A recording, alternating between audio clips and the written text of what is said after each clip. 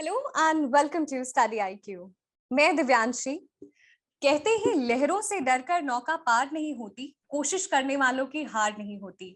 और ये लाइन को सिद्ध करते हैं हमारे साथ आज एक ऐसे टॉपर जिन्होंने अब 5 अटेम्प्ट्स दिए, 5 बार प्रीलिम्स क्लियर किया और इस अटेम्प्ट में इन्होंने तीनों स्टेजेस क्लियर किए, यानी कि प्रीलिम्स, मेंस और इंटरव्यू, वो भी एक बेहतरीन रैंक के साथ।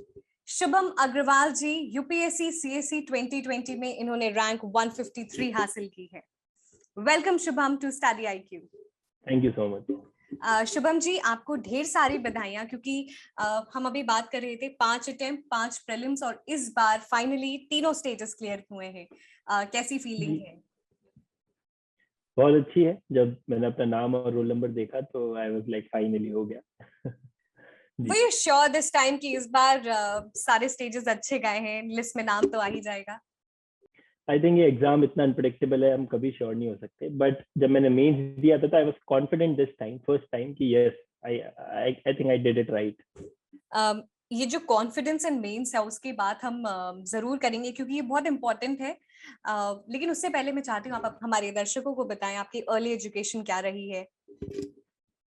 मैंने बीए इकोनॉमिक्स ऑनर्स किया है एक्सीलेंस कॉलेज भोपाल से। सर, अगर हम आपकी जर्नी की बात करें तो कहते हैं जितना खूबसूरत आपकी मंजिल है उतनी खूबसूरत आपकी जर्नी भी होती है। तो इस जर्नी के बारे में जानना चाहूंगी सबसे पहले, और फिर मैं इस अटेम्प्ट के बारे में हम बात करेंगे। तो ये जर्नी बहुत ही ज्यादा अप्स एंड डाउन की रही थी। एंड क्योंकि 5 साल 6 साल बहुत लंबा समय होता है, तो कई बार डाउन लगा कि नहीं यार नहीं हो पाएगा। बट वो पैशन था, एक आग थी अंदर कि नहीं यार करना तो यही है और करके ही मानूंगा।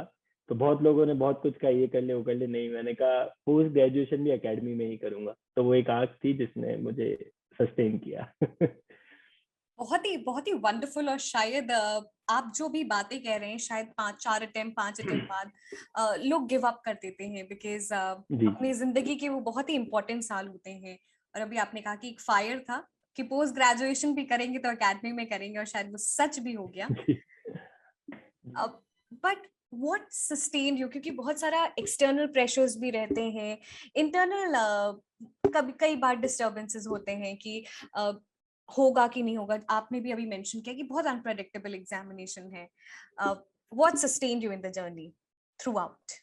सबसे पहली बात तो एक इंटरनल पेशेंस होता है जो कि आपकी फैमिली आपको बहुत देती है, क्योंकि उन्होंने मुझे हमेशा सपोर्ट किया mentally, financially and in every which way.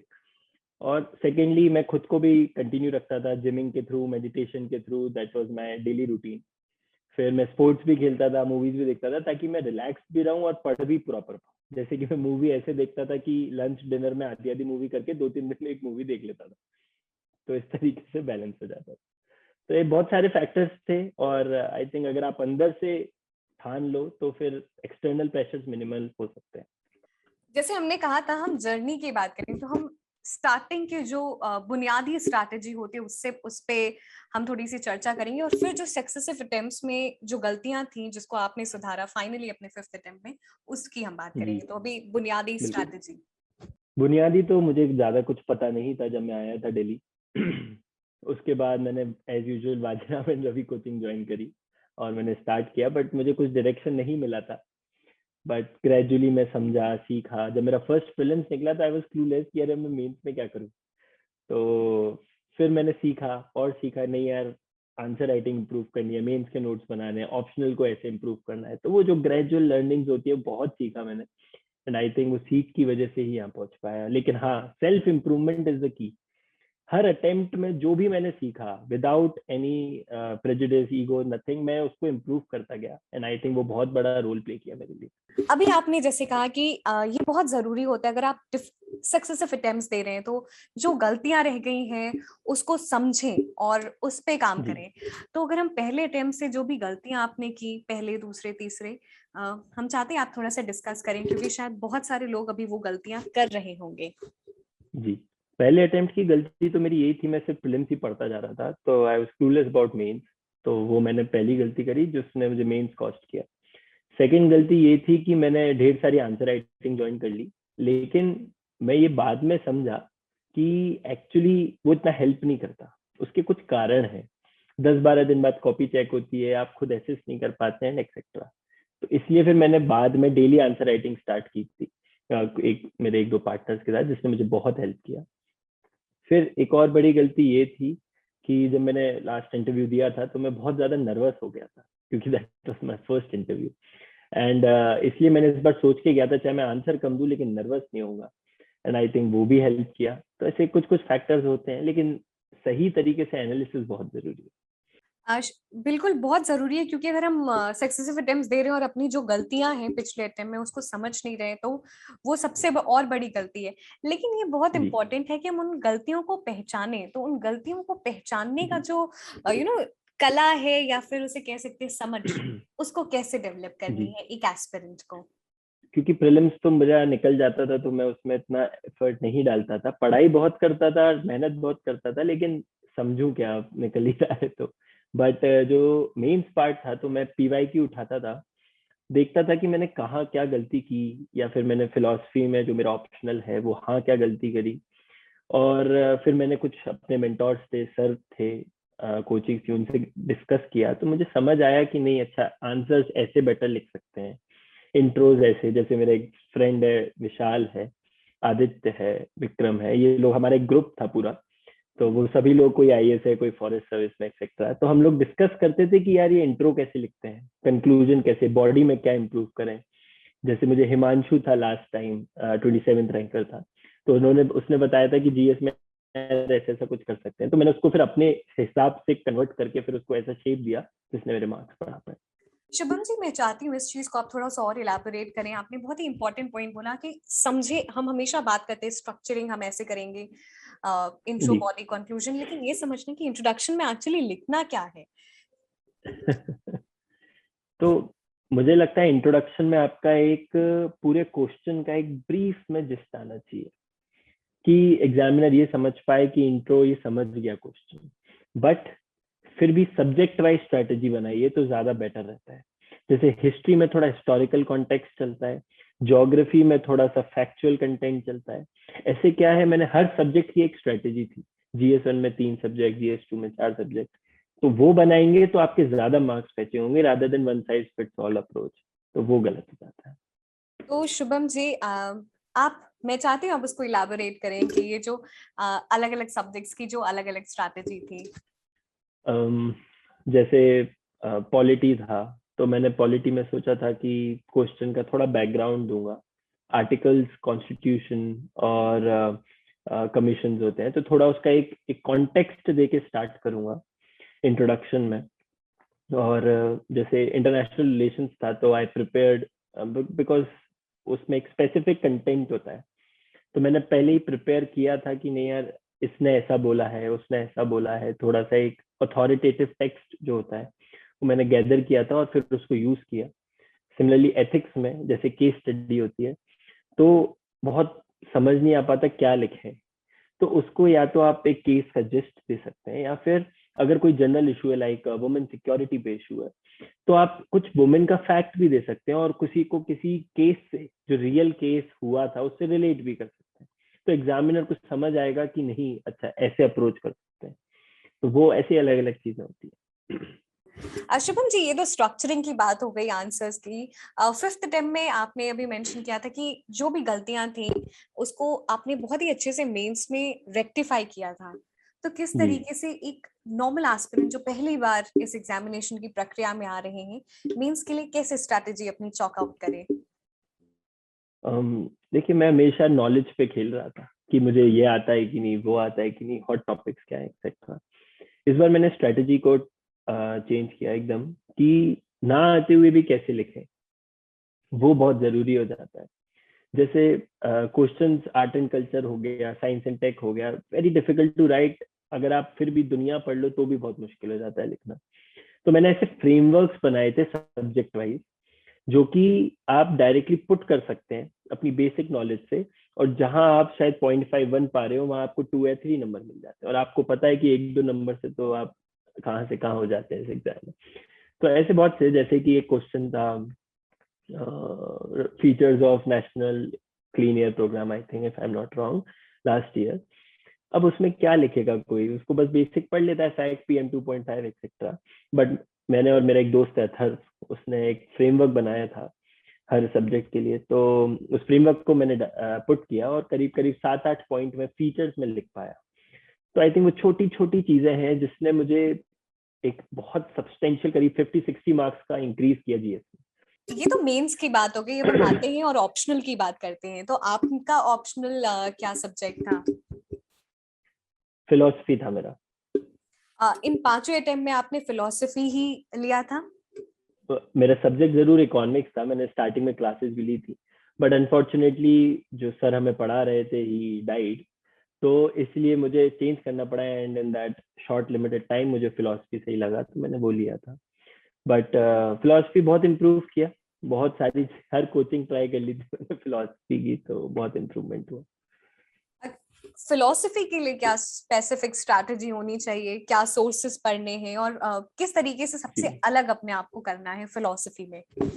Sources, क्योंकि एक तो नोट्स बहुत ज्यादा चलते हैं पतंजलि सर के और मित्रा सर के, और मैंने और भी जगह पढ़ा था, VVR सर ने बहुत अच्छा उसमें कंटेंट ऐड करवाया था।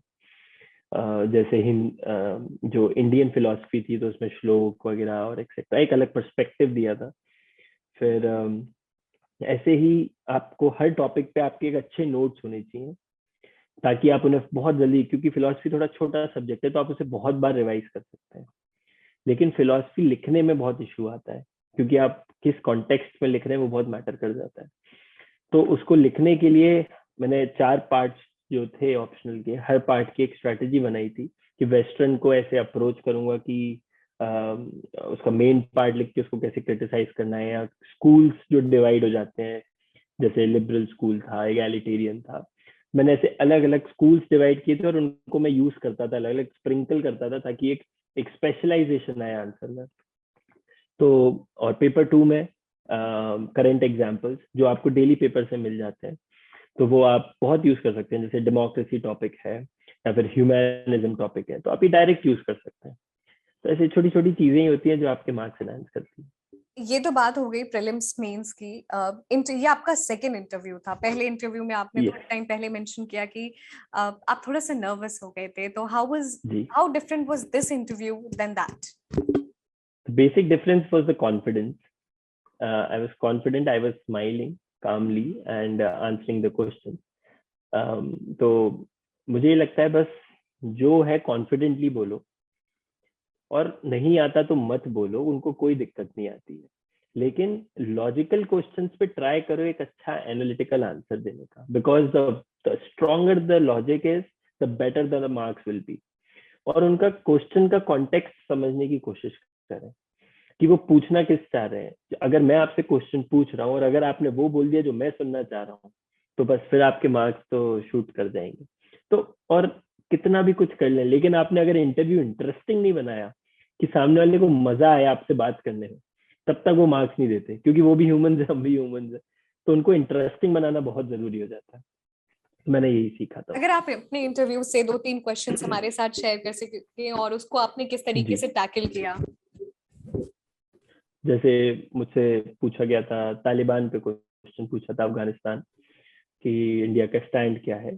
तो I gave a reply that we are exploring our options, even international organizations like SCO, UN, etc., and even bilaterally through Qatar dialogue that we had. So we are exploring options so that we can cautiously take decisions on a reciprocal basis rather than a unilateral basis of Afghanistan. So I said a diplomatic answer of the IR because वो जरूरी हो जाता है एक diplomatic होना वहां पे। एक और क्वेश्चन इंटरेस्टिंग था कि उन्होंने सेंसर बोर्ड पूछा था मुझसे कि सेंसर बोर्ड की क्या सिग्निफिकेंस है। तो मैंने ये बोला सेंसर बोर्ड की रेलेवेंस है क्या आज के टाइम में। तो माय रिप्लाई वाज कि sir definitely it is relevant and that is why it is changing according to the time. Earlier it was a regulator, now it is becoming a facilitator. Like the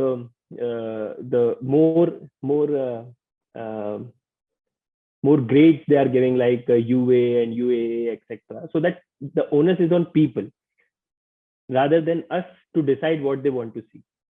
तो इस तरीके से मैंने उसको answer किया था। और एक इंटरेस्टिंग क्वेश्चन भी पूछा था उन्होंने कि आपने कोई एडवेंचर स्पोर्ट किया है क्या? तो मैंने तो किया नहीं था। तो मैंने उनसे बोला कि सर मैंने तो किया नहीं है। तो ही सेड कि ओके नेम फ्यू। अब उसमें एकदम याद नहीं आ रहा था, तो मैंने बोला पंजी jumping, under water diving etcetera. फिर वो मेरी शक्ल देख रहे थे, तो मैंने बोला कि sir I am able to picturize it but not able to put it in word. तो एवरीबॉडी स्टार्टेड लाफिंग। तो वो आप जो एक लाइटर नोट पे लेके जा सकते हैं ना, that helps. I am sure जी जिस तरीके से आप नरेट कर रहे थे अपना interview experience, even it was very interesting for us also to hear and yes no the yes yes questions. Shubham ji, we are coming to the end of the interview. कुछ फाइनल वर्ड्स, टिप्स आप देना चाहेंगे सभी aspirants को जो UPSC CSC examination की preparation करें, और प्लस उन एस्पिरेंट्स को जो निराश नहीं है लेकिन थोड़ा सा थक भी गए हैं इस एग्जामिनेशन की साइकिल से, जिनका तीसरा, चौथा, पांचवा या छठवां अटेम्प्ट है? मैं यही कहूंगा कि बहुत लोगों से बात करता हूँ, मुझे मैसेज करते हैं, तो सबसे पहले खुद पे विश्वास मत खोइए। ये एग्जाम सब कुछ नहीं है, लेकिन आप इस एग्जाम को जीत जरूर सकते हैं। लगे रहिए, लेकिन आप इम्प्रूव करिए।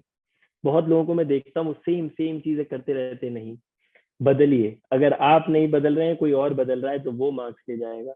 खुद में एक ऐसी आग लाइए कि नहीं, इस बार ये गलती है तो अगली बार तो ये कर ही नहीं सकता मैं। उसको अपने एक बोर्ड पे लिख लीजिए सामने कि नहीं, ऐसा तो मुझे करना ही नहीं। तो ऐसी एक पैशन होना चाहिए अंदर कि नहीं, खुद को इम्प्रूव करना है। दूसरी बात, स्ट्रैटेजीज बनाइए। जैसे मैंने मेंस में कहा कि सब्जेक्ट वाइज बनाइए। प्रीलिम्स में आजकल ऐसा ट्रेंड हो रहा है कि आपको बिना आए हुए क्वेश्चन सॉल्व करना चाहिए, वो बनाइए।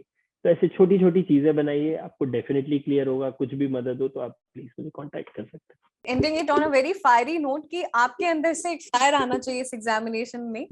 जी आपको इस एग्जामिनेशन को जीतना है, और अगर आपने ठान लिया है तो आप जरूर जीतेंगे. अगर आप नहीं बिल्कुल। इम्प्रूव कर रहे तो कोई और इम्प्रूव जरूर कर रहा है, इसलिए उस कंपटीशन को जीतना है और आपको खुद से जीतना है. Thank you very much, Shubham ji, for joining us in this interview session. The thank you. entire team wishes you good health. Thank you. Thank you.